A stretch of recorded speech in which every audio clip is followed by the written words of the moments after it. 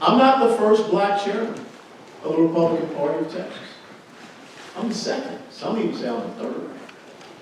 But the first one was a black businessman from Galveston by the name of Norris Wright Cooney, who served as the chairman of our party from 1884 to 1898. Upon his death, if you put it in today's dollars, he had $4 million in the bank.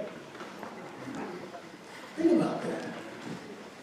And so we've got to start talking about the incredible history that we have here as Republicans in Texas, because if you don't, the other side will take it away from you.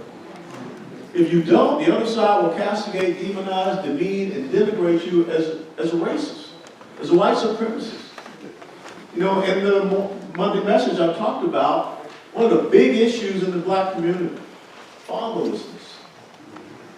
You know who destroyed the traditional nuclear black family? You know, when I was born in 1961, it was almost 77% two-parent household in the black community. You know who destroyed it?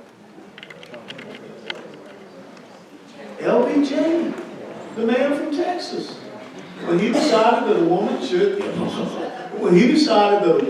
have a check for every child she has out of wedlock, regardless of how many children she has out of wedlock, but there was the caveat. There could not be a working man, father in the home. You know, when you talk about the life issue, why the life issue, we should be championing the life issue, which is one of our legislative priorities. We'll talk about that a little later. Since 1973, Roe v. Wade, over 20 million black babies have been murdered in the womb. Not too long ago, there were more black babies murdered in the womb than being born in New York City. But yet we have this organization called Black Lives Matter. When have you ever heard them talk about that issue? One of the largest abortion facilities in the world. It's located in Texas. Travel down I-45, go through Houston on the south side, turn over, look to the right, to the west side. And there's this big building, Planned Parenthood. But how many of us go out and talk to members of the black community about who Margaret Sanger was? She was a white supremacist. She was a racist. She spoke at Klan rallies. She referred to blacks as undesirables and weeds. But yet, there's a bust of her in the Smithsonian Institute. See, this is why we have got to connect. And I will tell you that we have a great challenge going forward. I know a lot of people saying, you know, kind of down, kind of dejected. How many people were, you know, I was just up here last week Monday. How many folks were there last week Monday? Okay, well, I am a repetitive kind of guy, okay? And I believe you stay on message and you stay on point. So you're going to hear a lot of things I said, I'm going to say here. But the thing is that you think about what President Donald Trump was able to do. He had the most minority electoral support since 1964 Republican presidential candidate or president. We got to build upon that. And so the next time I come up here to Wise County, and you know where I'm going. Y'all need to have some folks that have a permanent tan out there in the audience. And Pastor, they need you. Because when you think about it, yesterday was Sunday. The most segregated day in the United States of America. We're all supposed to be Christians. We're all supposed to be worshiping the same Lord and Savior Jesus Christ. But for whatever reason, we go to our camp and they go to their camp and whatever. We all should be coming together. One of the great things, Pastor, I'm challenging you and the other pastors. How many other pastors we got? Yeah, Pastor, what I'm challenging you all to do, you need to have church-to-church partnerships. I grew up in the same neighborhood that produced Dr. Martin Luther King Jr. It's called the Old Fourth Ward neighborhood. My church, 4th Street United Methodist, had a partnership with the United Methodist Church, a white United Methodist Church in Decatur, Georgia. That's how I know Decatur so well. Because every other month or so, we go out there and have services. And then sometimes they come to our church and have services. And it'd be real funny because, you know, sometimes they try to clap and sing at the same time.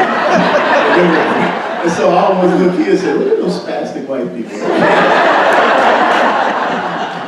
See, I have to say that. That's not racist. But the thing is that after church, what do? talk. And we broke down barriers.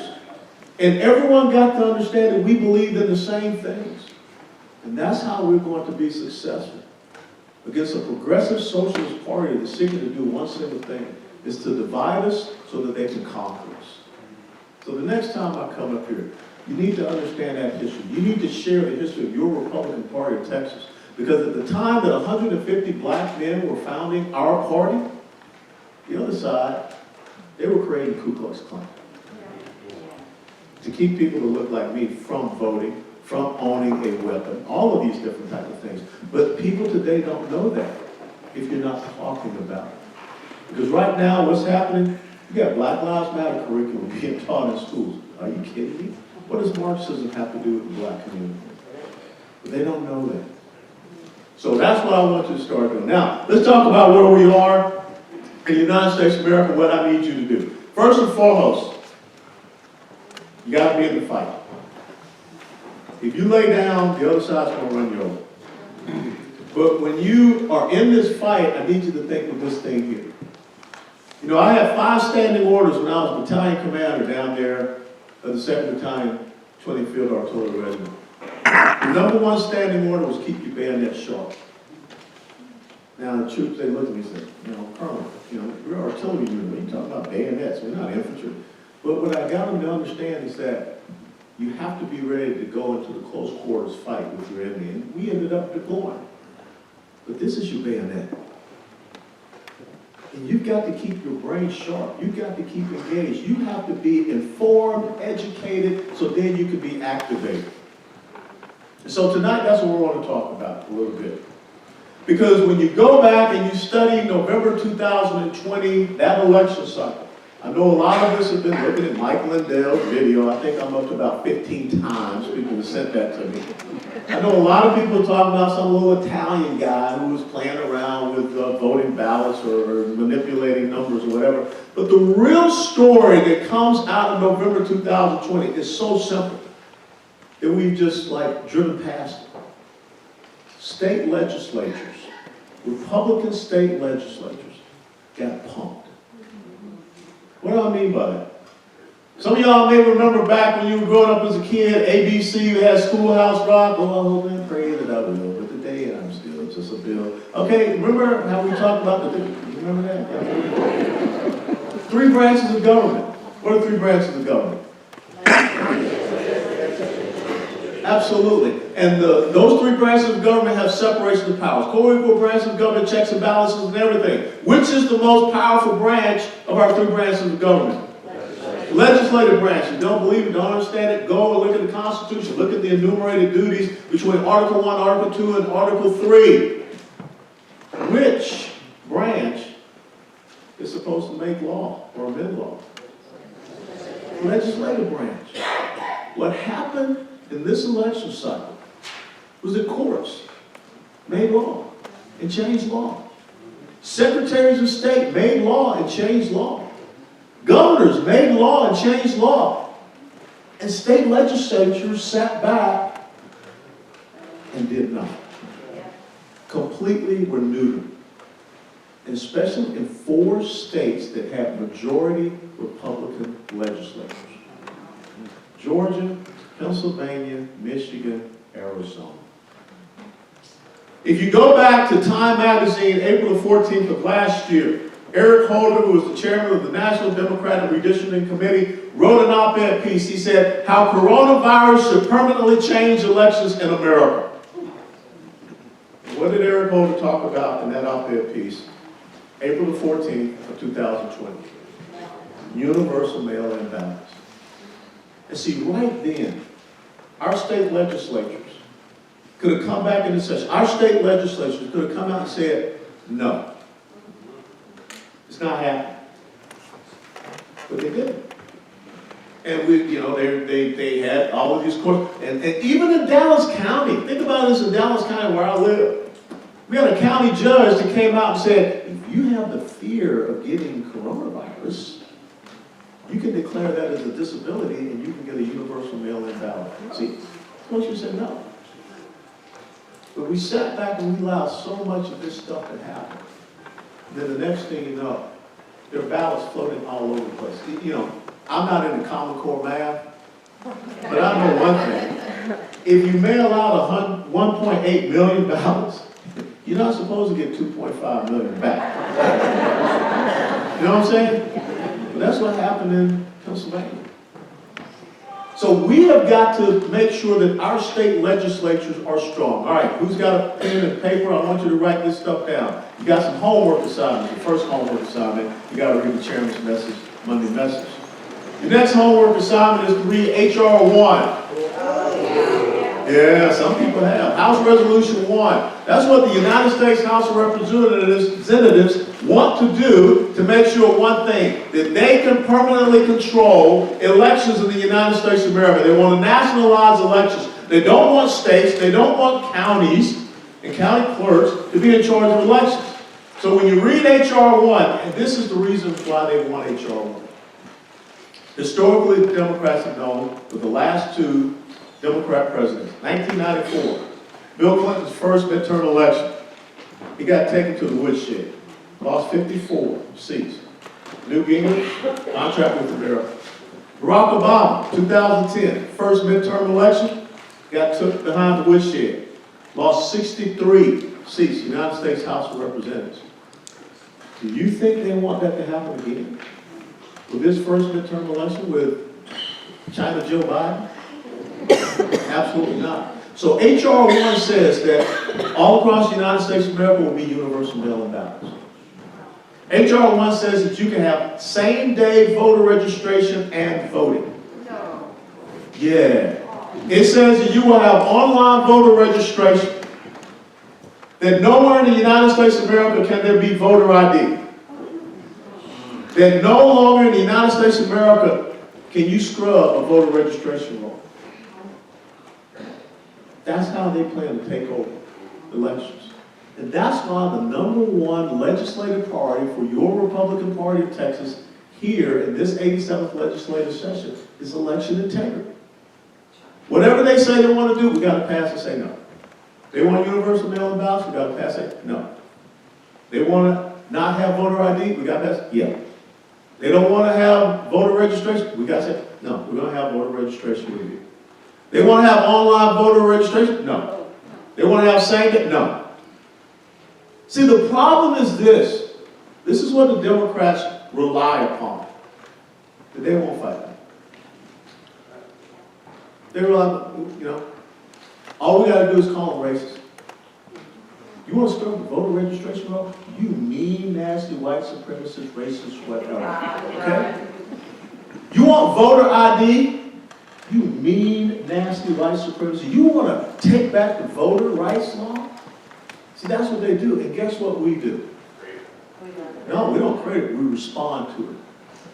We respond to it.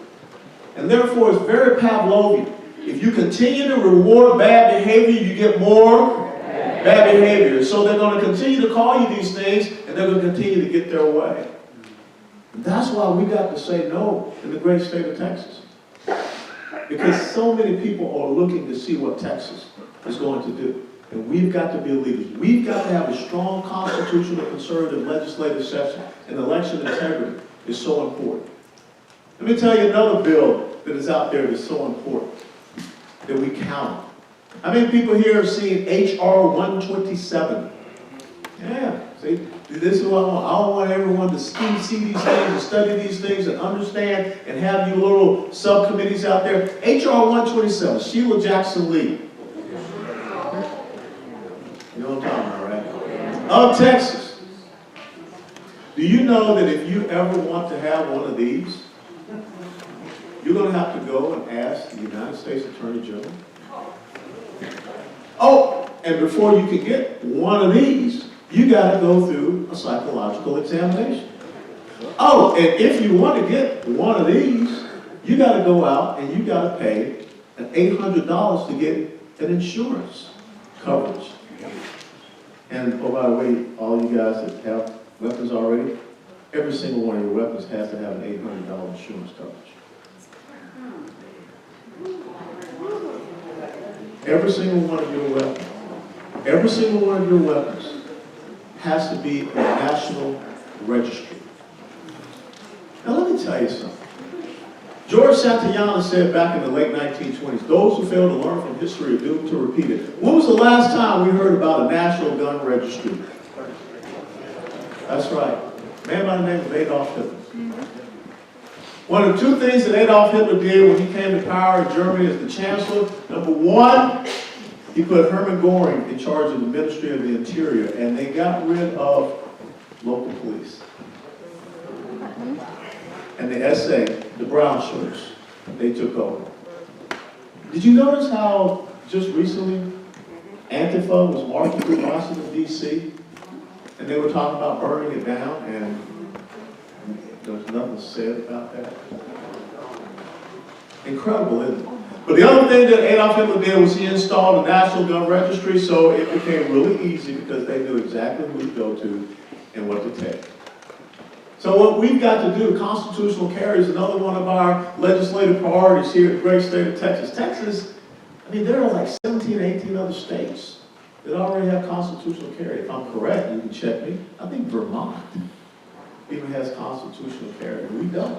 And what do I mean by constitutional carry? What I mean is that you have a constitutional right to be able to carry one of these. You don't need to go out and get a permit to carry one of these. Do you need to go out and get a permit for your freedom of speech? Do you need a permit? Yeah, that's true. It's coming. Do you need a permit for the freedom of religion?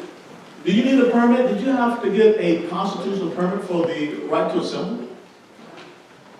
So why do you have to have a permit for your Second Amendment? And so what we're talking about here in Texas, if you want to go out and purchase a firearm, you have to go through, is it 4473 to get a background check and everything.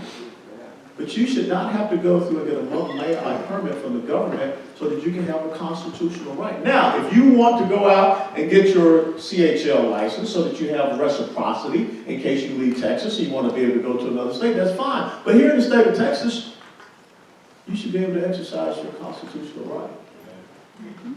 That's why it's so important. But Sheila Jackson Lee and the other side understands something very essential that our founding fathers taught us on April the 19th of 1775 at a battlefield called Lexington Green. Because they understood that an armed individual can and will be a citizen. A disarmed individual is a subject. And that's exactly what they want. Hugo Chavez, exact same thing. Go back and look. One of the first things he did when he came to power in Venezuela, he got rid of private gun ownership. H.R. 1, nationalizing elections. H.R. 127 undermines, taking away your ability to be able to defend yourself. Complete infringement on that. I need you to study, I need you to read these things. And that's why we need to have a strong state legislative session to get these things passed. We've got some other priorities out there: religious freedom, monument protection, ending the practice of child gender modification. I mean, this is sad. We're 8, 9-year-old kids. We're removing their parts and putting them on hormonal therapies. Come on now. I mean, when I was 8, 9 years old, I was out there playing with cap guns and riding my bike. Remember the skate with the little key? That's what I was doing. And now look at what has happened. We got to end the murder of preborn children here in the state of Texas. You know, pay attention to what's going to happen out in Lubbock. You know, the municipal level elections are coming up in May. Lubbock has on its ballot to be a sanctuary city for life.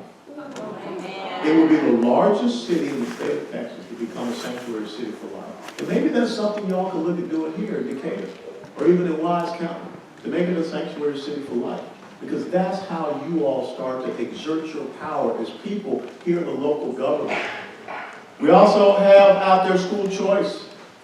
I mean, when you think about what is going on right now, who should be making the decision about what's best for their child and their education? Parents. So why are we monkeying around with this thing? So we need to get that power back to our parents. I am a product of school choice. My parents did not send me to the 2 public schools in the inner city neighborhood that I grew up in.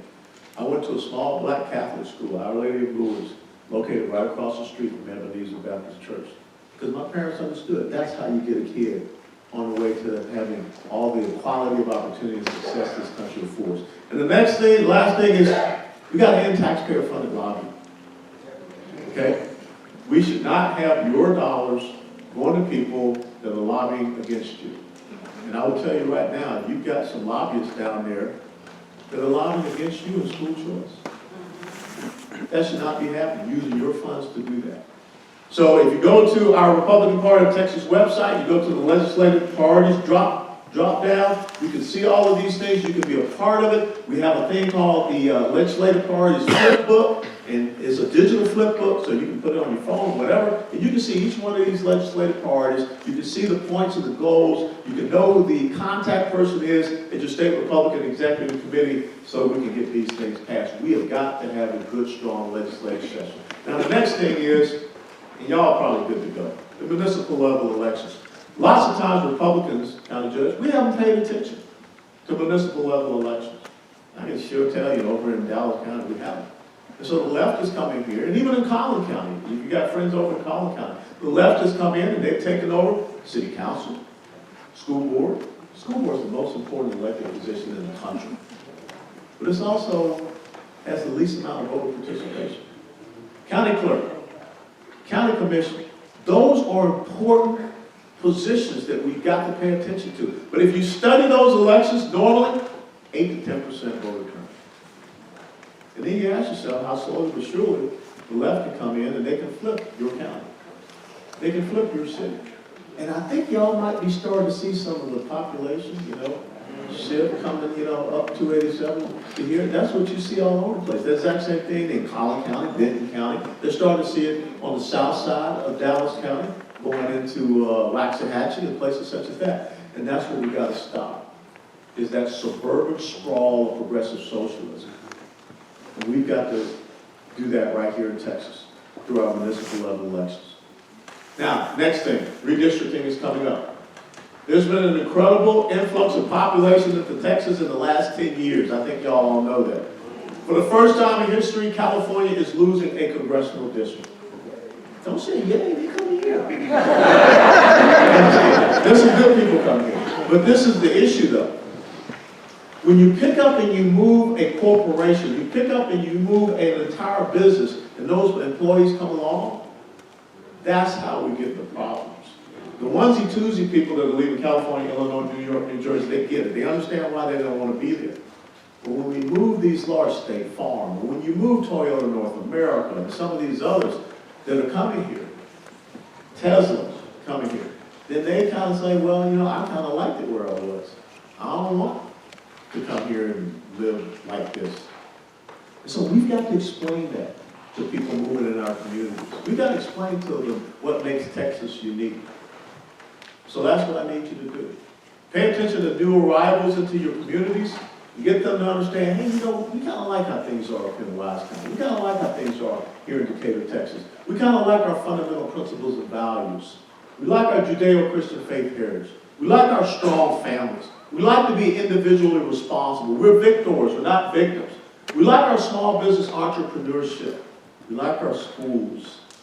We like our service to our country and to our God. You got to start having those conversations. Because what the left continues to believe that they can still come back here and take Texas. And Texas, picking up these 3 new congressional districts, one of them is going to be here in North Texas. Another one's going to be down there in the Harris County, Fort Bend County area, Houston and Sugar Land. And another one may be in the Travis Williamson County area, because you've seen a big explosion there in Austin, Bastrop, and that entire area. We've got to win those congressional districts.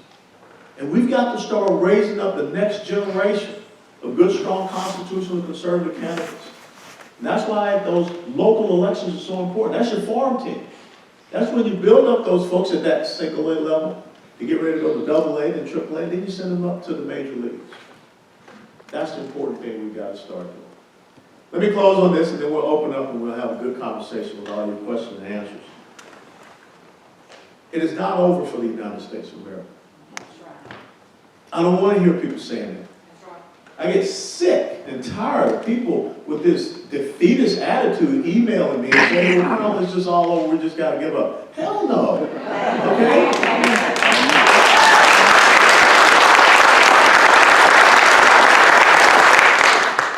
Y'all understand constitutional nullification? Go and look up what the state legislature in North Dakota is doing. The state legislature in North Dakota is passing constitutional nullification that says, hey, let me tell you something. You do not rule us by executive orders. If you're pushing something out there that doesn't agree with the Constitution, we ain't doing it. 10th Amendment resolutions, 10th Amendment committees. You know what the 10th Amendment says? The 10th Amendment says all of those powers that are not delegated to the federal government are reserved to the states and to the people. So what are we sitting around here monkeying around and being all upset about? You just send a message. Hey, Joe, we know you don't know what you're signing. But we're not going to live this way. We're not going to be ruled by executive orders, mandates, edicts, and decrees. We are supposed to be governed. And you right now, what you're doing, you don't have the consent of the governed. You know where that is? That's in our Declaration of Independence. One of those things that we don't talk about, we don't teach too much, because now all of a sudden, the founding of the United States of America was in 1619 when the first slave ship came to the shores. It wasn't even in America, it just showed up. And so think about all of that history that they don't talk about, because America was a slave country that was founded in 1619. This is why you got to talk to your children. You got to talk to your grandchildren. Because if you don't, somebody else will. A teacher, a professor, whatever. So you got to pay attention to that. But we are not out of this fight. But I want y'all to know, Texas has to lead. I cannot tell you how many of my friends all across the country are calling me and saying, hey, y'all got to show the way. And that's your challenge going forward in these next couple of years. We can hand them an incredible electoral defeat, but we have got to have courageous state legislatures that stand up. We have got to have attorney generals, like we just saw Ken Paxton do with this executive order on not having deportation. They got to stand up. We got to have governors that understand. They got to stand up. I don't care if Joe Biden likes open borders. You cannot decree open borders. The Constitution gives us, as a sovereign state, the responsibility to secure our borders. Don't believe me? Look at Article 1, Section 10, Clause number 3 of the Constitution. It talks about it. Founding fathers call it invasions. So it's there. You just got to have the courage to tell the left, no. God bless you all. What are your questions?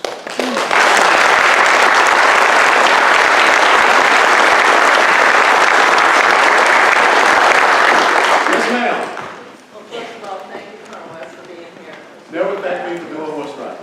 I need to know, you said there was a place to go where you could find out how to, find out what's going on and how to be effective. Where did we go for that? Oh, if you go to the Republican Party of Texas website, legislative priorities, click on that and you will get everything about, a good call to action. Like I said, you can get the digital flip book and everything. And again, just like I talked with the Wise County Conservatives last week, start forming little subcommittees within yourselves. And what was that other that you said we do on Monday? Chairman's Monday Message. Chairman's Monday You can Google Allen West Chairman's Monday Message. It'll pop right up. Soft bigotry or low expectations. If you got a black friend, send it to them. They may not be your friend after they read it. But that's okay. It said in the Bible, you just shake the dust off your feet and keep going. Yes, ma'am. You were talking about Texas leading, and I'm part of the Texas Apostolic Prayer Network. Yeah, thank you. They are part of, a big push is prayer for Texas to take a stand and lead. Mm-hmm. I'm very torn and really bothered by the Texit talk. I'm not ready to give up on America. And we've got a lot of really good Republicans that have gone in lately. I get it. There's a lot that we need to get rid of. I'm not saying there's not. But how do we lead when we've got so many that are focused on trying to bring division like that instead of working? Well, I think that's where you got to educate people. You got to educate them on constitutional nullification. You got to get them to understand the power that you have in the state And the country is worth fighting for. Look, I took an oath to the Constitution on 31 July 1982, and I told so many people that I'm not ready to give up on the Constitution. I'm not ready to give up on the United States of America. But I will say this, and I've said it on national TV. You all have a right to be able to vote on this. That's all this HB 1359. Yes. That's all it says. You all get an opportunity in November to vote on it. And that's fine. But I want you to think about what that really means. That's all I'm saying. And like I said, I would like to see Texas lead rather than secede. And truthfully, if you want to understand about secession, the states that are out there not following the Constitution are the ones that are seceding. Because we're supposed to have formed a more perfect union. That's the preamble, first sentence of the preamble of the Constitution. What's the very first thing it says? Establish justice. If you want to have a more perfect form, perfect union, you got to establish justice. And that's where, again, we are out of kilter. We've got courts making law and the secretaries of state and governors. State legislatures got to step up and reassert their legislative duties, responsibilities, and enumerated power. Yes, ma'am. Yes, sir. Well, recently I got into the Texas Constitution and the Bill of Rights. I had a hallelujah moment when I read that no government authority has the authority to make any law that goes against the Bill of Rights and the Texas Constitution, and that any such law is void. And it's up to the judges to enforce that. Yeah. So why was that news to me? I don't know if it was news to anybody else, but how come we don't see that? Why don't we hear about that? If we don't teach it, Well, and we don't discuss it. but we need to discuss it. Oh, I thoroughly agree with you. And last week's Monday message was the real crisis in America, executive overreach. And that's what I went down. I mean, you got to understand is that we've got to come and get a real definition of what an emergency is. You know what I'm doing? Yeah, you know what I'm saying? 1.5 million people worldwide lost their lives COVID-related last year. 42 million babies were murdered in the womb across the world. I don't hear anyone freaking out about that. I don't hear anybody making that, pandemic or whatever. And actually, when you think about it, the CDC came out with a report last fall, I want to say like September, maybe in October. But at that time, the United States of America had 164,000 deaths related to COVID-19. But the CDC report said only 6% of deaths in the United States of America were because of COVID-19. See, there's a big difference between with and because of. And so when you read that and you understand their report, CDC report, 6% because of COVID-19, what did that equate to? 9,700. I think close to like 500,000 or 600,000 in America every year lose their lives because of heart disease, cancer, and all these other things. But see, when you allow yourselves to be fear-mongering, you lose a little bit of your rights and freedoms every single time. Right. Now, look, it is real.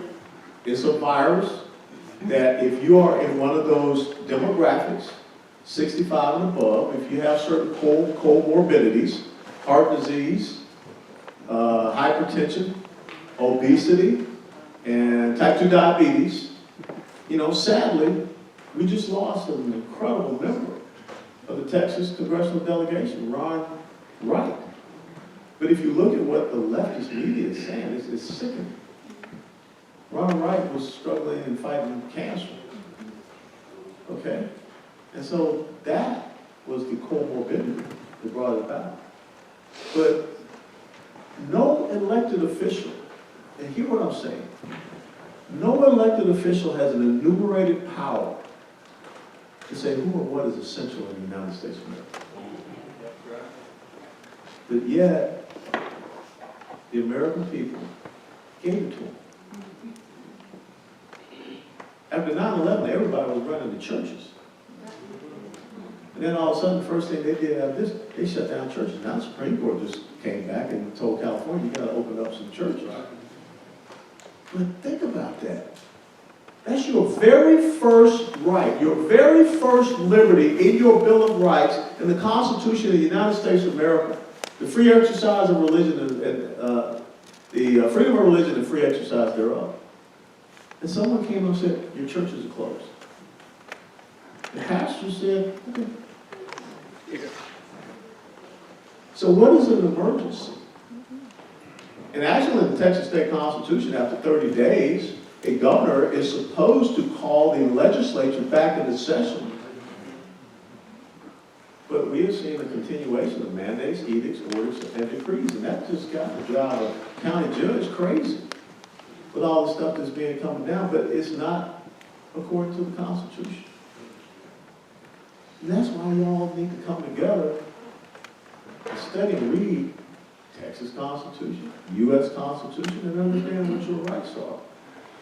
10th Amendment, those powers not delegated to the federal government are reserved to the states and to the people. No one can tell you that you're not essential.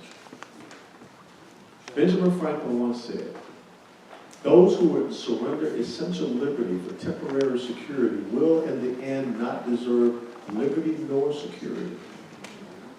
Where are we right? Yes, ma'am. I have a lot of people asking me if they can trust the Republican Party anymore because they don't feel like the Republicans can be trusted. And so what's the answer to tell people that we can do? Well, what you can do, look at what the Wyoming GOP just did. Okay, they took an action. It doesn't matter what happened in the Republican caucus or conference up there in Washington, D.C. that Representative Liz Cheney stays in a leadership position. She already has 2 challengers for her primary in 2022. The state of Wyoming GOP sent out a censure against her. And so, again, you know, sometimes you get the government that you want, other times you get the government you deserve. Everyone that is in an elected position is there because of, you, us, okay? And so the thing is that if people believe that they are not responsive or responsible to you, then they will continue to do the exact same thing if you continue to provide them with that most prized and cherished thing called your vote. So if you want to have a difference in the Republican Party, then you have to start thinking about who are we sending to be our representatives. Now, a lot of people out there talking about we need to have another party. And I said this last week, that's stupid. It's really stupid. Why do I say it's stupid? Because the left did not go out and create another political party. The left went in and took over the Democrat Party. The left went in and made sure there are no more conservative blue dog Democrats in that party. AOC, Justice Democrats. How many people here ever read or heard of the Justice Democrats? They're the ones going out there and getting all these young radicals to run for office. Those are the ones that were picking out these people like running against Beth Van Dam. They're socialist communists. They're Marxists. And that's what they have done. They have taken over that party. That's the reason why Joe Biden signed all these things by executive order. The left owns the Democrat Party. So who are we going to have being the voice of the Republican Party? And we need to have a strong constitutional conservative voice. Amen. The time for us to believe, and I'll say this very definitively, the time for us to believe that you can compromise, appease, acquiesce, or negotiate with Marxists, communists, and socialists, it doesn't happen. What does it say in Revelation, Pastor? It says you're either hot or you're cold. If you're lukewarm, my dad taught me that the only thing in the middle of the road is roadkill. You gotta figure it out. I'd like to know, in your opinion, is there a coalition of like-minded groups? When I have mail come to the house, we donate to this, we donate to that. And it seems like there's just a multitude of organizations. In your view, do you think there's a coalition? Is there an overreaching umbrella that brings them together, or does there need to be one? There needs to be one. And one of the things that you kind of mentioned, we don't think in the long game. We don't, you know, where we are in America today is because it wasn't happening 50, 60, 70 years. I mean, it's been in the making. And so we don't have that strategic vision that looks and says, where do we want to go with policy? Where do we want to go? Where do we raise up the next generation of candidates? And so we do have all of these little rice bowls. I call them rice bowls. You know what I mean? You know, people do that. Don't touch me. Don't. Pastor, you know what I'm talking about, rice bowl. I ain't going to that church. You go to my church, but that's my congregation. That's my choir. And that's what we have going on. And we're afraid to share because we don't want to share donor lists and things of that nature. We need to find some people on our side, much the same as the other side has. You know, shame on us for allowing ourselves to be in a position where the left controlled all information platforms in the United States of America. Now we come late to the game, and you know, parlors hopefully get stood back up this week. But we don't really have that overall umbrella organization. And so our billionaires, they're all about their rice bowl. You know, this is my agenda item, whatever. They don't sit out and look at the big picture of how do we advance constitutional conservatism. Or you got the little think tanks. And all the little think tanks put on all their little different events and everything like that. They got all the little speakers, or they got all the little cruises that they go on. You can't go on a cruise now. But they're not cross-fertilizing. See what I'm saying? And Do you that's have a what we... vision for improving that? Say again? Do you have an insight on how we can improve that? You know what? It's got to start from the bottom up. And I think that what you can start seeing is that counties in Texas come together. What did I just say? Lubbock is looking to be the largest sanctuary city for life in Texas. So why doesn't Decatur do that? Right. You know, we've got some cities that are out there defending Second Amendment sanctuaries, Second Amendment county sanctuaries. Tyler, Texas has done that in the county around town. So why don't we do that and start forming together and being stronger at this local level? And then guess what? Then you take it up to the next level. States. So Texas, Oklahoma, Louisiana, Georgia, Mississippi, they start coming together and forming 10th Amendment compacts, 10th Amendment committees, signing 10th Amendment resolutions. That's how you fight back. You know, if you study ancient warfare, the Greeks and the Spartans did not fight by themselves. They locked shields. They locked shields and they created what is called a phalanx, Phalanx. And it was an impenetrable front. And that's what we have to do. And so I would challenge you that you can start something like that right here in Wise County. And call your neighboring counties and say, hey, let's get together. Let's talk about how we can protect our counties together. Let's talk about how all the counties across North Texas can come together. How we can make ourselves strong. All the county judges get together and say, this is the type of stuff that we're going to do. And so it's just the same as in the military. The platoon leader doesn't sit back and wait for the company commander. The platoon leader gets with his platoon leaders to the left and to the right, and they hook up. The company commander doesn't sit back and wait for the battalion commander. The company commander, he coordinates with the companies to the left and right. That's how you do it. That's how you have success. So I want you to start understanding the power that you have right here, where you are. Because that's what the other side does. You know, remember how we used to laugh at Barack Obama being a community organizer? It ain't funny. Why can't we organize? Think about how powerful that Tea Party movement was. So powerful that they unleashed the IRS against it. First time you ever had a conservative grassroots movement. We need to resurrect that. Yes, sir. Colonel, you bring up a really good point about how we're the ones who are the activists. Can I leave now? Since I brought it up? So, and you brought up HR 127. Yeah. But nobody's talked about HB 196 here in Texas. Oh, that's the lady from over there in Dallas County? Yeah. Yeah. Yeah. Irving, yeah. Yeah. You know, our state legislature has a great website, the TLO website, where you guys can flag what specific legislation you want to watch, or what legislator you want to watch.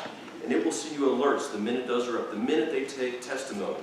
And that's how we can stay involved. And you can go testify. Did you? I mean, there's nothing special about that. Absolutely. No. And in fact, they're doing it online now, so you can even schedule to go online. It's at TLO. Just look it up, TLO. And you can sign up for those, and then you can go and testify. and you can make a direct impact in what legislation is going on. So thank you, Colonel. And I will tell you something, that the Democrats are filing more gun control bills in the state of Texas than our side is filing gun freedom bills. I mean, even when they're in the minority, I mean, we control the Texas State House, 83 to 67. We control the Texas State Senate, 18 to 13. Do you think that deters them one bit? Absolutely not. Because in their beady little brains, they're saying, we're going to make them, we're going to force them somehow. They're going to pass red flag laws. Because we're going to tell them, you don't like people, you want to see people die. You don't want to get guns up. That's what you're going to do. You want to hurt people in the inner cities. How many folks here ever heard of Otis McDonald? Read it. McDonald versus the city of Chicago. Otis McDonald is a black man, Army veteran, who just wanted to be safe in his home in Chicago. Otis McDonald challenged the city of Chicago and their gun control laws.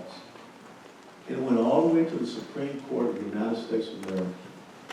And Otis McDonald won that case. It says the Second Amendment applies to states and also to local governments. See, that's what you gotta have happen. That's what you have to do. Understand the power that you have right here. To be able to stand up and say, it's not happening in Wise County. It's not happening in Decatur. That's what I want you to do. Yes, some first class taker. I hope I'm embarrassing you with this. Yeah, you probably are. When we were in Iraq, one of the things that stood out to me the most, and probably changed my attitude, the way I think about things, is we were there during the stand-up of the national government. When we had to go out, security teams go out and bring these people in, or I guess we're equivalent to congressmen, bring them in, and we were talking to them, and you were talking to them. And I remember going out and picking up this one young lady that was on the council, and seeing these people come in and they would come to vote. And they were walking for hours. I mean, hours, the first time they ever got to vote. And these women and these men, when they were voting, which was kind of, the Baptists weren't really happy about that. No. When they came in and they voted, they would walk back and make their fingers purple finger. And they would walk back to their communities with that. And I think that we as a community, as a state, need to understand the significance of what we have and kind of do that in a comparison of what they were willing to give up. We don't give up a lot. I mean, that's us. We don't.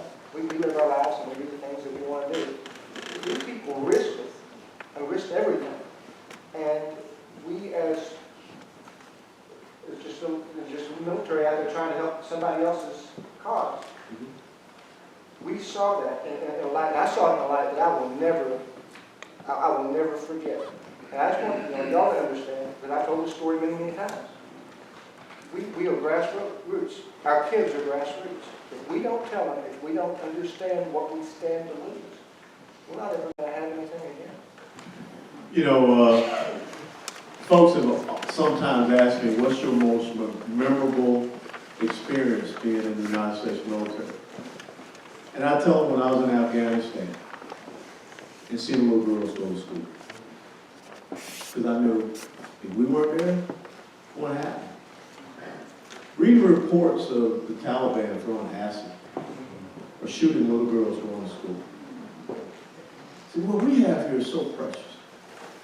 And so when I hear young people say that they hate America, when I look at these Antifa burn down Washington, D.C., you know why that young person's out there in the street? Because some mommy and daddy didn't do their job.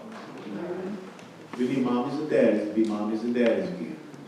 If I had ever showed up at 651 Kennesaw Avenue and told my mommy and daddy that some professor at the University of Tennessee knew better than they did, you would have a different speaker here tonight. And you know that.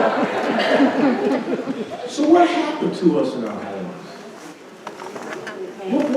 Why did we all of a sudden give up our children and believe that MTV or the culture, whomever, knew better than what we knew as a parent. To include the friends that our kids brought into our house. Joshua 24:15. Choose for yourselves today whom you shall serve. Be it the gods of the Amorites or the gods from across the river. But as for me, my house, who you serving in your house? You gotta ask yourself. Over here, Pastor, and then I'll come back to you, sir. Yes. So you're calling for a strong state legislator, right? Texas, you know, on face value, has pretty much done their job with our current legislation, correct? Legislature, Correct. Unfortunately, time and time again, to go back to what this young lady had said earlier about, you know, losing faith in the Republican Party and to our elected officials, they didn't grow a backbone in the sense that they handed over committee chairs to the Democratic Party. How do we deal with the spine? How do we hold their feet to the fire? You make the phone calls, you send the emails, you get an automatic response back. Whenever you do have an opportunity to stand up in front of them, they only give you 90 seconds to, you know, to voice your grievance, according to the gentleman from last week's meeting. What do you do? What do you do? You don't vote for them to go back. I mean, seriously. But because this is what happens. Politicians believe one single thing. You got short-term memory. You won't remember. November 2022, you won't remember. You won't remember any of this. But, and history proves right. Because of the incumbency, re-election percentage is like 90% or higher. So once again, when are you going to send a different message? I mean, you continue to call, you continue to send the emails, you continue to go to the town hall meetings, you continue to ask them, are you having a town hall meeting? But you got to remember, you've got to go down and look at all of these legislative priorities that you all, the delegates to the state convention of the Republican Party of Texas, said these are our 8 priorities. And if they don't pass them, then you got to say, you know, like the gentleman said, you can know every single one of their voting records. Right. Anybody, within 30 minutes of a vote, it's out there. And you can know that voting record. And you need to be empowered with that to say, you know what, you know, these 10 votes were important to me. And you only got a 40. 40 is an F. You failed. And so we're not going to send you back. That's what Wyoming said to Liz Cheney. Is that we are going to remember, we already have 2 people who run against you. Now, and again, I'm not sitting up here trying to say we want to have a split up, messed up party. What I'm saying is that we just want people to be true to what they say they're going to do.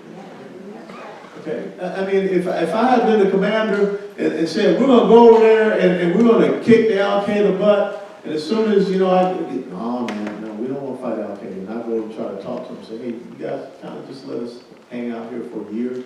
Don't start any mess, we'll be okay. What do you guys think about that? Or if we were in a firefight,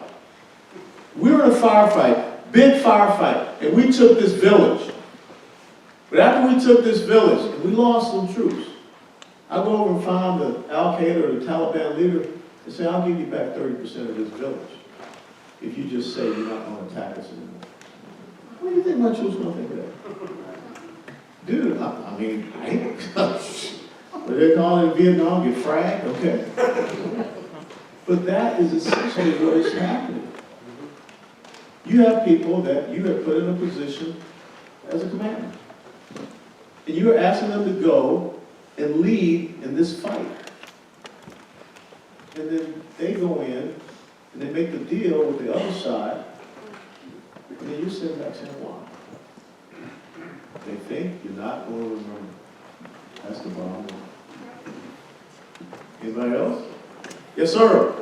Colonel, I kind of asked the same question, I think, last week. But what you're talking is long. Now, you know I'm a year older now, in just 1 week, I'm a year older, so I ain't gonna remember. So you're talking long-term, and this is what we need to do. But does the Republican Party, being fragmented like it is, have any idea of what we're going to do in the short term for possibly the next midterm elections to try to get one of either the House or the Senate back? You're gonna get the House back. You're going, let me tell you, you are going to get the House back. There's only a 6-member separation in the United States House of Representatives. That's why they want H.R. 1 to go through, so that they rig national elections. And so what we've got to do, remember what I said, state legislatures are the key. Everything that they want in H.R. 1, we got to pass the same way. And we got to stick to it. That's how we make sure that we get back the House. And again, we can get back the Senate. Now, the incumbent thing to all of that is that we've got to have fighters.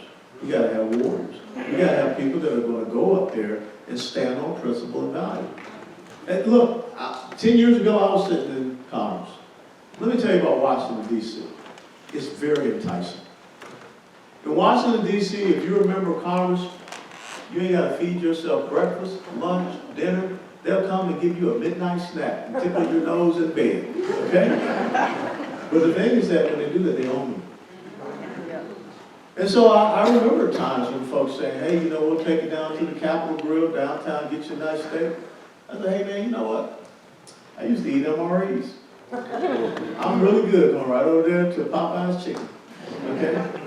And that's frustrating. But you got some people that come from places and all of a sudden they're Mr. Big Guy, Mr. Big Gal. And they got new friends. And those new friends want something. And so you've got to send people. Remember, what was the movie with Jimmy Stewart? No, Mr. Smith Goes to Washington. You got to have people like him that will go up there and they're just going to do what's right. But right now, we've got what we've got. Right now, we've got what we've got. Yeah, but right now, that's what I'm telling you. It's at the state level. If you want to make it work, it's at the state level. See, they are banking, like all get out, that they're going to institute national level elections. But if we got enough states, Republicans control 67 of 99 state legislatures. Do you know how powerful that is? We control all of this redistricting across the United States of America. And guess what? Is an H.R. 1. An independent commission that does redistricting. They're going to take that away from the states. So what do we say to them, sir? No. No. Okay? And so if you say that at the state level, you got it. You got it. But then you got to raise up that next generation of strong candidates who's going to go up there and do the fight for it. And you got to be tracking voting records. That's the incumbent thing. And so within this incredible august group, there should be someone, a subcommittee that tracks state house voting records. There should be a subcommittee that does the state senators. There should be someone that does the U.S. representatives. There should be someone that does the U.S. senators. And every time y'all have a meeting, you have a quick report. State House member so-and-so voted this on HR or HB so-and-so. Or state senator voted this on SB, whatever. Congressman so-and-so voted this. That's how you've got to get engaged. That's how you've got to be involved. And then we'll have success. But I'm telling you, these guys, they're going to get beat bad. But we got to have strong states. And if we do, they don't win.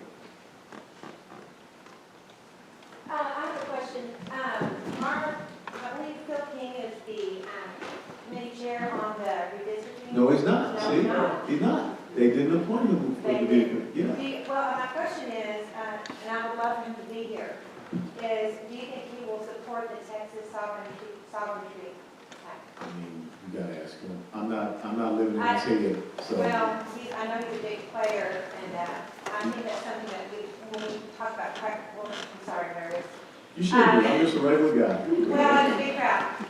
Grassroots efforts. I Just think look at them like in the when we water boy, talk they're all about little babies. what I think we, that's who we need to be reaching out to. He is our representative, and I really wish he was here so that I could be asking him that question, since we are Me a too. large portion of the Y'all people grilling who me. support him. No, but again, when I was in Congress, when I was up down in Washington DC, and I was back down in the district town halls, I'm gonna go out there and stand in front of the people. I wanna hear what your thoughts, concerns, and everything. Because, and guess what I started every town hall with? I showed you since the last town hall meeting, I showed you the exact legislation that came up. I showed you exactly what I voted on. And so I held myself accountable. That's what you want. You want people that are honest and true. That's all.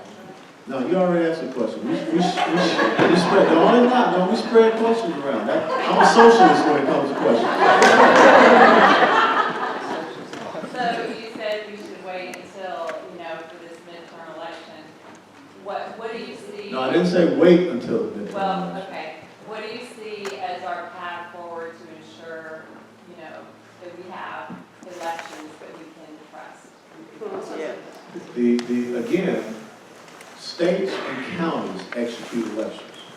What HR 1 means is that they want the federal government to execute elections.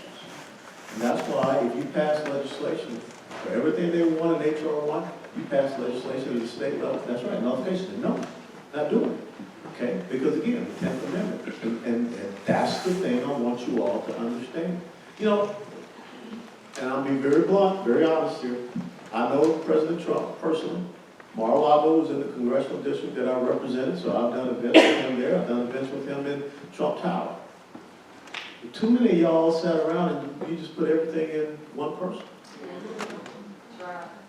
So when that one person goes, then y'all just like done. You know what I told the troops in my unit?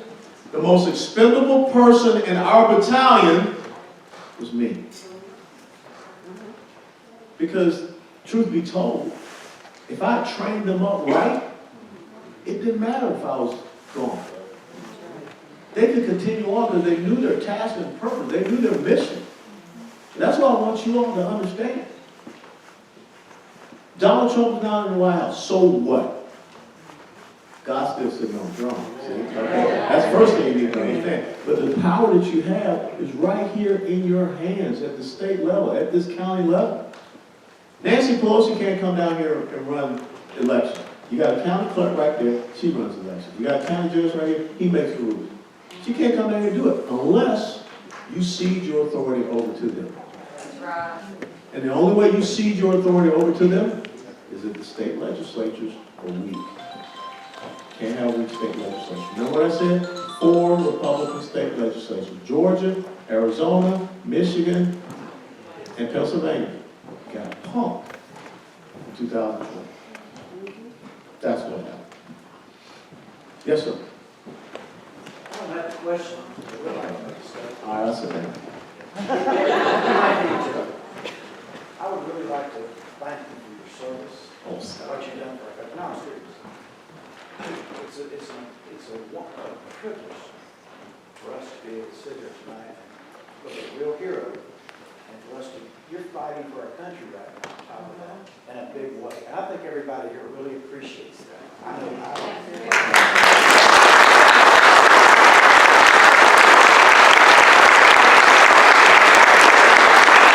I hope that we all can get behind you as much as we possibly can to help push this country in the right direction. I don't want you behind me. You know what I want you? No, I don't want you in front of me. What did I just say? How did the Spartans and the Greeks fight? They locked shields. Okay, I want you to lock shields with me. That's all I want. I'll be in the center of the front rank, but I want you with me. That's all I want. One other thing I'd like to mention, we do have a tremendous guy fighting for us in Congress, and that's Ronnie Jackson. Yeah, That's all I have to you say. even though he's Navy. We beat them this last year. I can talk crap for a whole year. While you Navy guys, we beat you. Didn't even score on us. All right, anybody else? Yes, sir. We live in the great state of Texas. All our kids that go to college come back liberals. But nowadays it's even happening in our high schools. Yes. What can we do about that? What can you do about that in the high schools? Once again, the most. Go to school board meetings. I've been on the board and parents leave after their kids say the pledge. It's an empty building, empty auditorium every single meeting.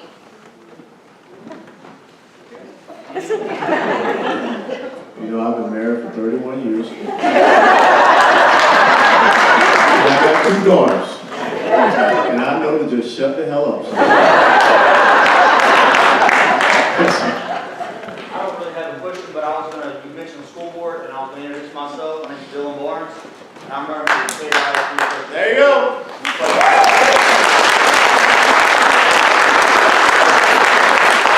And don't let anyone tell you that these local level elections are nonpartisan. Okay? Dang. So you need to also, again, bring these school board candidates, bring these city council candidates here in front of you all. And y'all need to have a candidate forum before next May. Get involved in these things. 8 to 10% turnout. The chambers host those. Those candidate forums, the Okay. chambers host them. All right. Go get them. All right. Stand in the room. Yes, sir. Wait, now, you already asked a question. No. We got to get first round questions, and then we come back to repeat offenders. Oh, this isn't fair. You got to have your wife do it. That's so wrong. That's so wrong.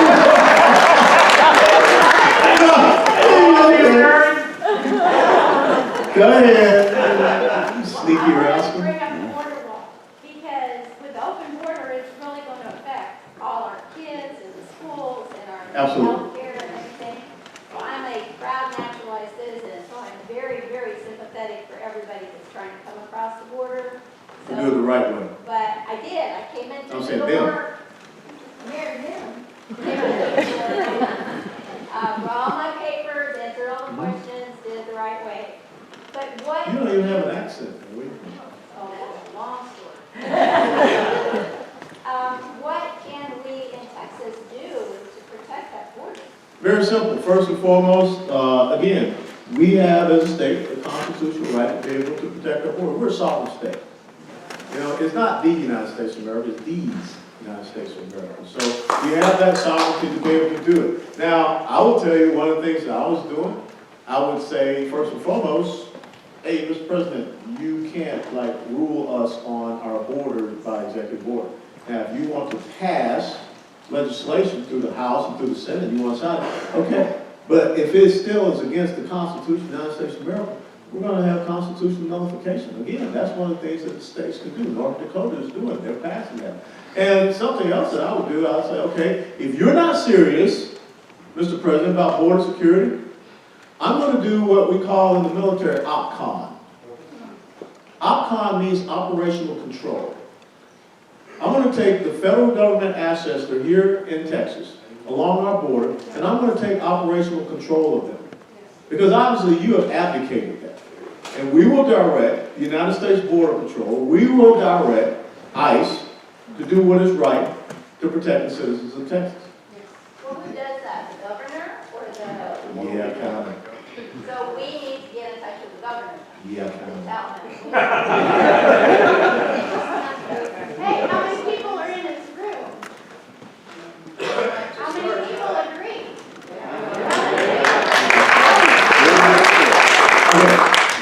Any more first-time questions that aren't married? Okay.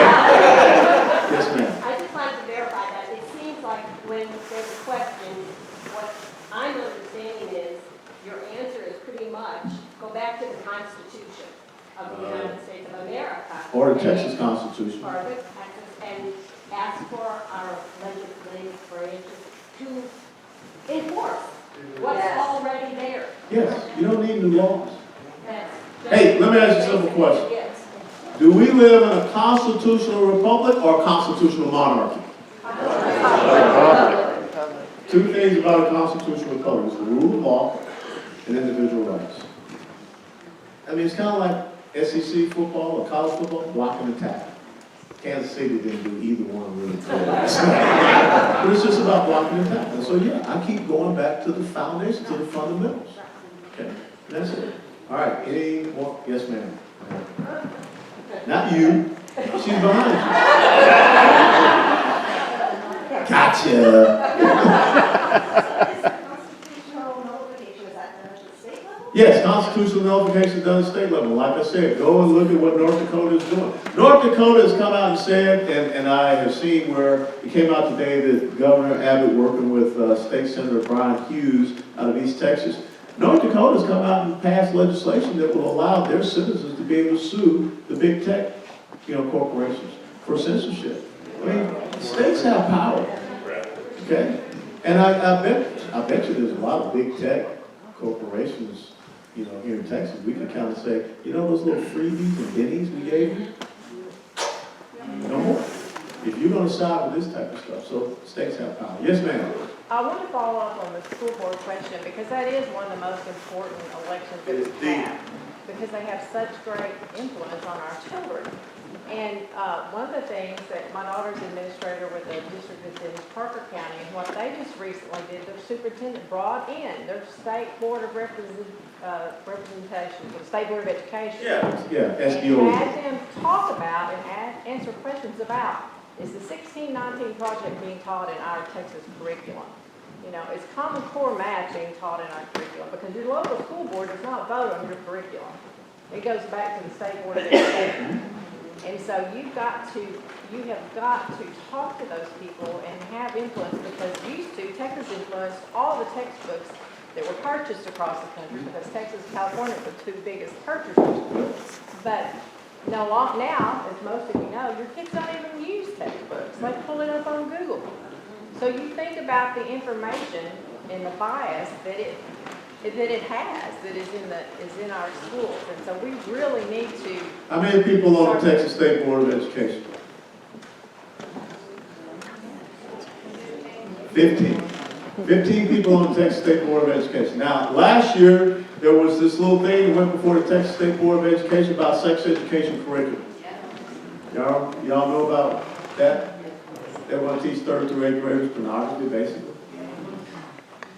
Different perversions of sex, and then, report your parents if they don't, believe in the LGBTQ lifestyle. It passed. No, it passed that it didn't get to go through.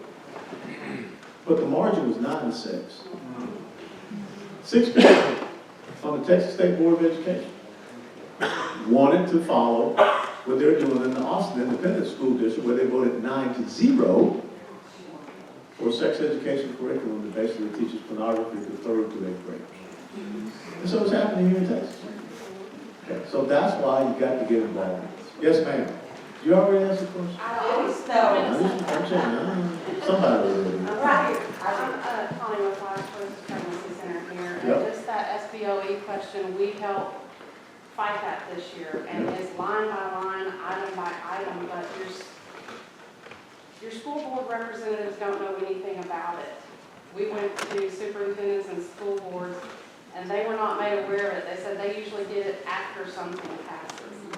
So if we want to do that, then we need to make sure that our local level school boards and our administrators and our superintendents have knowledge that it's happening, because none of them Sounds like another subcommittee for the Wise County Republicans, the subcommittee on education. All right, a couple more. Yes, sir. You can't mention the constitutional notification law along with the, do we? No, North Dakota. North Dakota. Yeah. Do we have anything working in the state of Texas? Anybody producing that bill? Anybody admitting? Yes.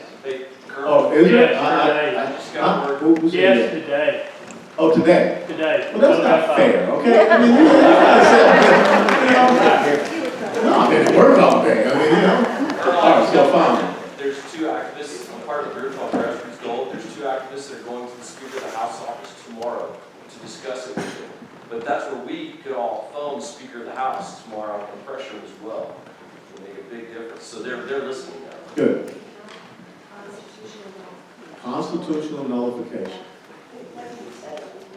Oh, what he's saying is that there are some individuals going to be meeting with the Texas Speaker of the House on that issue of constitutional nullification. So again, like I said, there's incredible power that we have here in the state of Texas, or any sovereign state. There's incredible power also down at that county level as well. So again, you can declare your county sanctuaries for life, sanctuary for Second Amendment. I mean, you can do those type of things. All right, a couple more questions. All right, and then I'll go to the repeats. I guess I'm still confused about this constitutional nullification. If it's against our Constitution, don't we just need people with the guts to stand up and say you can't make it through? Well, yes. Why do we have to pass legislation saying we have to honor what's already legislated? I wholeheartedly agree.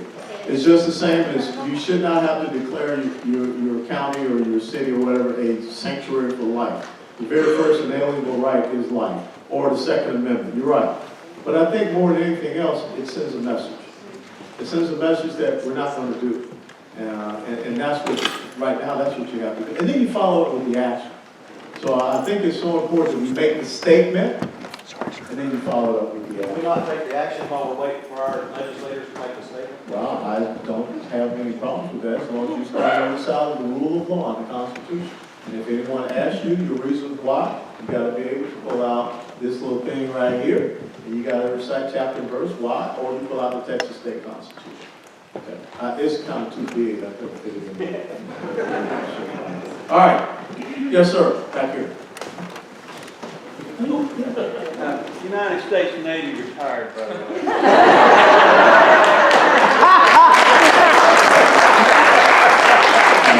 Get away, my boy. Article 5, Convention of States. Yes, Article 5, Convention of States, and our founding fathers were so brilliant. If you think about these men all those years ago, it is almost as if they thought about every single goofy thing that could happen because they understood. Man is flawed in his state of nature. Okay? No, I mean, they did think it. I mean, everything is there. It's just that, life would be easy if it weren't for people. But Article 5 Convention of States says that if 34 states can come together, 34 state legislatures can come together, they can bring forth a constitutional amendment to the Congress. And the Congress will vote on it. If 38 states can come together, 38 state legislatures can come together on an issue, term limits, balanced budget amendment, I mean, those type of things, they can actually change the Constitution, 38 states. That's that backup proof that you have. That's that backup system that you have. Because if the federal government gets out of control, you still have states and things that they can do. But it's a high watermark with 38 states to be able to do that. So those things exist. Now, there's some people out there, and be careful, because there's some folks who say, I'm against a constitutional convention. We're not talking about a constitutional convention. We're not talking about changing the Constitution. We're talking about Article 5, which is in the Constitution, that talks about how states, remember, 10th Amendment, how states have the ability to bring forth a constitutional amendment.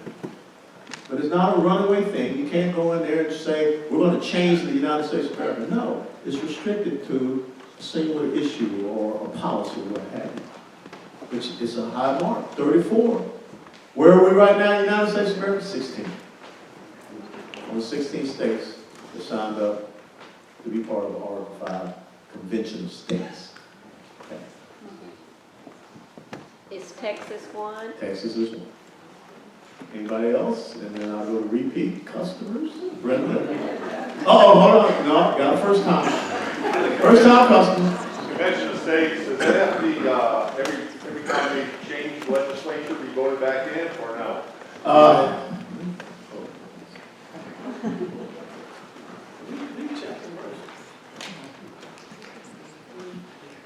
All right, don't start with the chapter.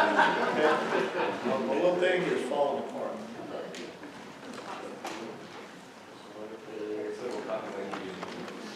No, I like my old one. Okay, here we go. All right, y'all ready? Article 5. The Congress, whenever 2/3 of both houses shall deem it necessary, shall propose amendments to this Constitution or on the application of the legislatures of 2/3 of the several states shall call a convention for proposing amendments, which in either case shall be valid to all intents and purposes as part of this Constitution.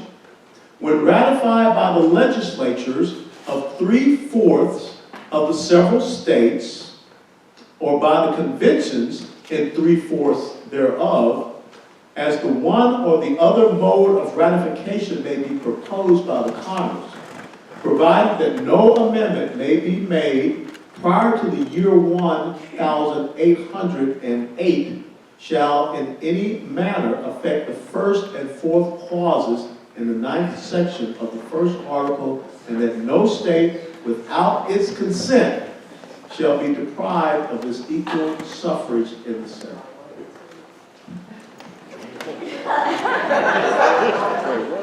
Okay. No, it doesn't have to be redone.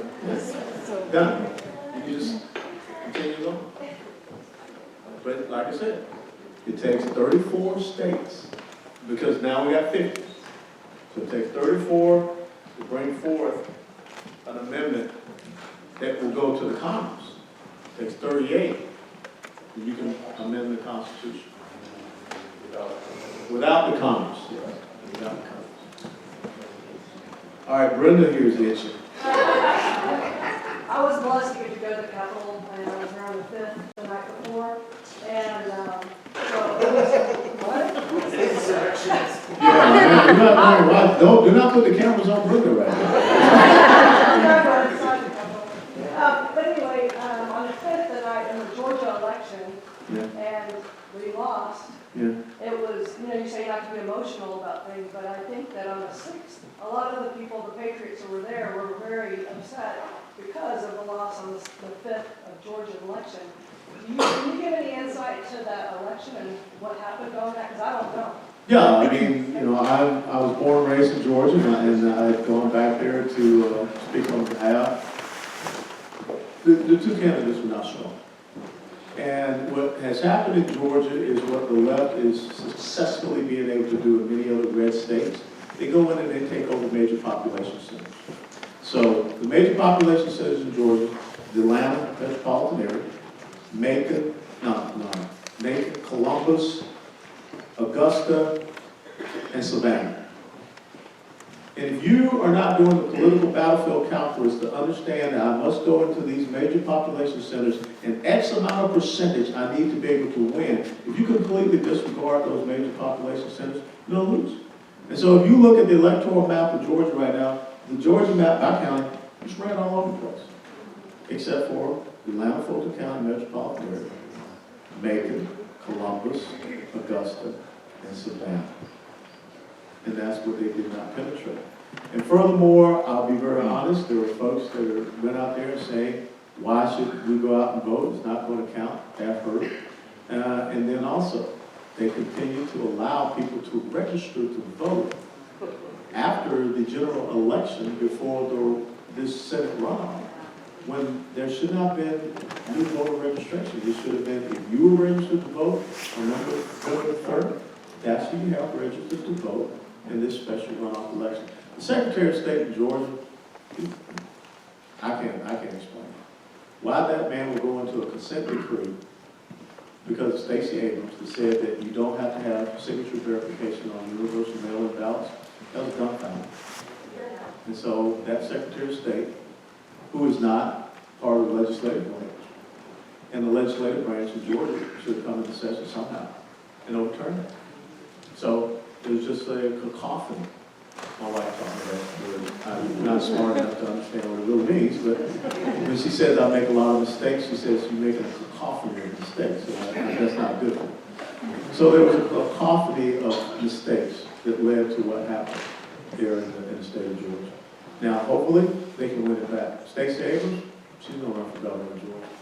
You do not want Stacey Abrams to be governor. And understand, Georgia is the largest state east of the Mississippi River. 159 counties in Georgia. So if they take Georgia, that's a pretty big deal. Largest black population also. Yep. Texas is pretty close too, though. Texas is getting a very large black population. That's why you can tell people the Republican Party of Texas was founded by them. Okay. All right, last question. No first timers. I'll take a safe shot. And then the ladies always got, first time go. I hear it. First time go. Yes, sir. You got more gray hair in your beard than I have in my head. Yes, sir. The wall. Most of it is in Texas. Which wall? You mean the one around the US Capitol? No, the border wall. Yeah, Lots of Trump has done a lot. yeah. Materials there, money's been paid. How come we just can't say we're going to build it anyway? There's a person that you can call that resides down in Austin, Texas, and you can ask them that question. Because once again, I would declare OPCOM, operational control of all federal government assets related to border security in the state of Texas. And we're going to make sure that we secure our border. Because we're not going to sit around here and put the safety and security of the citizens of Texas at risk. Right, is someone really going to do that? Sir? Is anybody really going to do that? We have to. We have to call. All of us, we all have to call. It has to be more than one voice. That's why we're all here. We all go home and we're all ticked off, and I'm on my soapbox, but I've been quiet all night. But we can't be complacent, y'all. I was raised conservative Baptist in the Texas Panhandle, little bitty town, and I was raised to be that.